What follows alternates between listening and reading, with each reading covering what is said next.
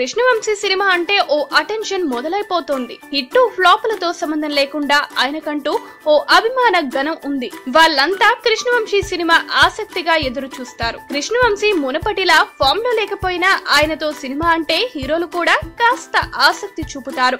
రామ్ చరణ్ కూడా ఇలానే అవకాశం ఇచ్చాడు. వీరిద్దరి కలయికలో గోవిందుడు అందరి వాడేలే వచ్చింది. కానీ ఈ సినిమా వర్కౌట్ కాలేదు. వంశీ సినిమాలకు ఒక మార్క్ ఉంటుంది, కానీ గోవిందుడు అందరి వాడేలలో అది కనిపించలేదు. అయితే ఈ విషయంలో చరణ్ కు సారీ చెబుతున్నారు కృష్ణవంశీ. ప్రేక్షకుల్ని ఆకట్టుకునేలా గోవిందుడు అందరి వాడేలే సినిమాని తీయలేకపోయా.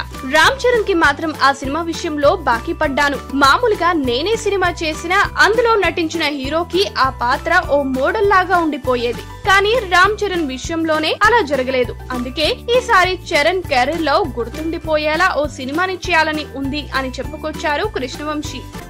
ఈ వీడియో గనుక మీకు నచ్చినట్టయితే లైక్ చేయండి, షేర్ చేయండి, సబ్స్క్రైబ్ చేసుకోండి.